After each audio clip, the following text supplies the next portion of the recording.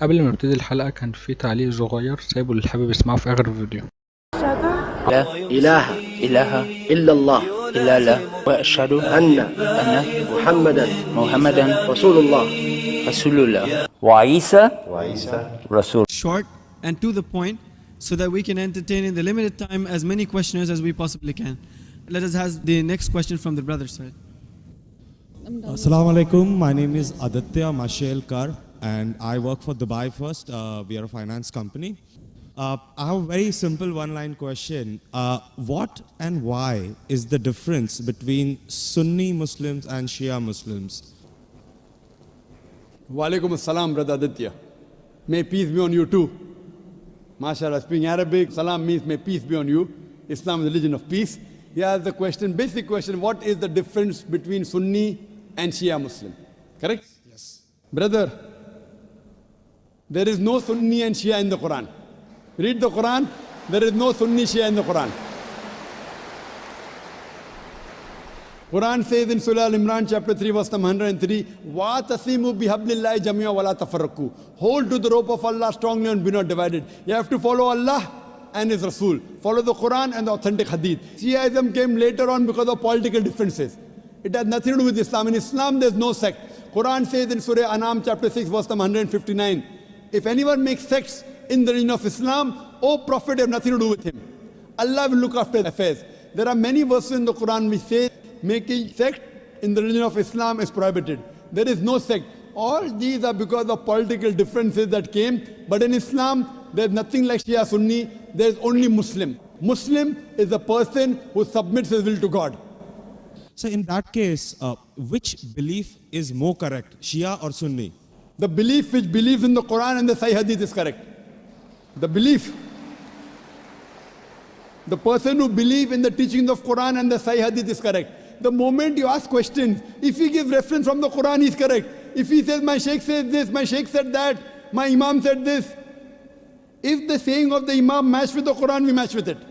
Quran says in Surah Nisa chapter 4 verse 59, Atiullah, obey Rasul, obey Allah and obey the messengers, and those who have been given the power of Amr, of commandment. But the verse does not stop there, it continues. But if the people of knowledge differ, go back to Allah and His Rasul. If two scholars say two different things, check up which scholar matches with Quran and Sahih Hadith. The one who follows this Quran and Sahih Hadith is on the straight path, is a true Muslim, the other is not. So brother, which one would you like to choose? Shia or Sunni? Well, sir, I'm a Hindu, so... Sorry?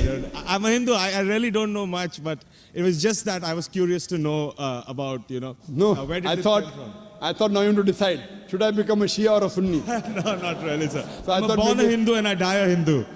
Born a Hindu, brother, even I was born a Hindu. I don't know that I am Hindu. You know what the definition of the word Hindu? Hindu by definition means a person who lives in the land of Indus Valley. The people who live in India are called as Hindus.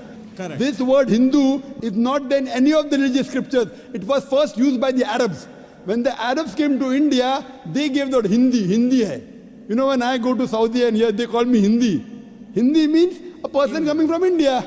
It is not a religion. So you are a Hindu, I am a Hindu geographically. Hindu is not a religious definition at all. According to Pandit Jawaharlal Nehru, if you read his book, Discovery of India, he writes, the word Hindu doesn't exist in any of the Hindu scriptures before the advent of the Arabs to India. So Hindu is a geographical definition, brother. Even I am a Hindu, I come from India. And the Arabs call me Hindi. Hindi doesn't mean idol worshipper. Hindi means coming from India. So I know you are a Hindu, I am talking about a religious belief.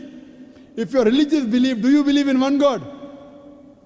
Well, sir, I know where we're going, but I'm a very strong believer of the fact No, I that, don't. I'm saying a statement would No, not change I'm not my telling you, religious brother. beliefs. I'm not Do telling take you me to out of a change your temple and religion. Put me in a mosque. I'm not telling you to change your religion. If I ask you, do you believe in God? You said yes. If I say, do you believe in idols? You may say no, then I'll correct you. Okay. So your question is, do you believe in Do you one believe God? in one God? No. I believe in a lot of gods. Okay, we have fine. 33 crore Very good, gods. very good. Now I want to help you. Don't become a Muslim. But I want to help you. Because you are not a Muslim, I want to help you more. Now you said you believe in 33 crore gods. Where you got this from the Hindu scriptures, correct? Now, if you read Chandogya, I just heard about it, sir. from to be where? Very honest, Oh, so you nothing believe? is cited. Oh, mashallah. So you believe in anything what you hear. Why don't you believe in what you hear from me? Well, sir, Am I your enemy, brother? I love you. Brother, I love you. Where I come from, it's not that I've just heard it from one person, the way you said it.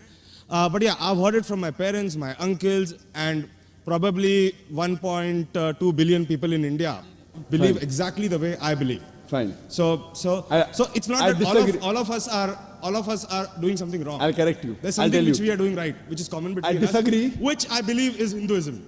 I disagree that 1.2 billion believe. I do agree majority of the Hindus believe, not all. I know many Hindus who disagree with what you have said.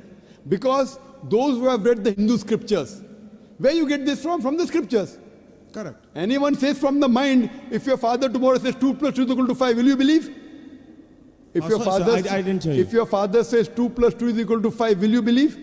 Well, not unless somebody corrects me. No, if your father tells you today 2 plus 2 is equal to 5, will No, you believe? I will not believe. MashaAllah, you're an educated man, therefore you won't believe, correct? Now, I'm giving you reference from your scriptures. And you have to ask your father, in Hindu scriptures, as I mentioned earlier, there are two types of scriptures. One is Shruti, one is Smriti. Shruti means the word of God. Vedas, Upanishads. Next comes Smriti, the Puranas, the Itihas, Ramayana, Mahabharata. If you read Upanishad, the most superior, it's mentioned in Chandogya Upanishad, chapter number 6, section number 2, verse number 1. Ikkam evidityam. God is only one without a second. It's a Sanskrit quotation, brother. Ikkam evidityam. God is only one without a second. It's mentioned in the Svetasvatara Upanishad, chapter number 6, verse number 9. Nakasya kasij, janitana chadipa. Of that God, there is no superior. There are no parents. It's mentioned in Svetasvatara Upanishad, chapter number 4, verse number 19. Na tasya pratima asti. Of that God, there is no image. Pratima in Sanskrit means an image, a photograph, a painting, a picture, a sculpture, a statue. Svetasvatara Upanishad, chapter number 4, verse number 19 says, Na tasya pratima asti. Of that God, there are no images, no photographs, no paintings, no pictures, no statues, no idols. If you read the Vedas, I'm talking about the higher scriptures, I'm not talking about lower scriptures. I'm talking about Shrutis. Shrutis consist of Upanishads and Vedas. It's mentioned in Yajurved, chapter number 32, verse number 3. Na tasya pratima asti. Of that God, there is no pratima. Of that God, there are no images, there are no photographs, there are no paintings, there are no pictures, there are no idols, there are no statues. You will tell me, I know where you're taking me. I'm not taking you anywhere, I'm taking you to your scriptures. I'm taking you to your scriptures. Fine? That's a different thing. Your scriptures match with the Quran. What can I do? Furthermore, brother, if you read Yajurved, chapter number 40, verse number 9, it says, Andhatma pavishanti ya asammuti mupaste. They are entering darkness, those who worship the asammuti. Asammuti are natural things like fire, water, air, etc. Who says that? Yajurved. And the verse continues, they are entering more in darkness, those who worship the sambhuti. Sambhuti are the created things like table, chair, car, idols, etc. Who says that? Yajurved, chapter number 40, verse number 9. Now, when your father told you about 33 gods, I don't know whether he gave you references or not.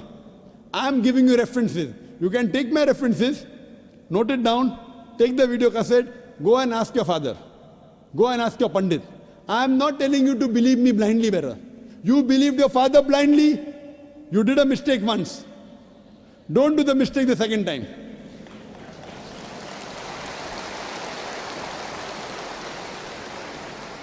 If you know where I'm taking you, I'm not in a hurry.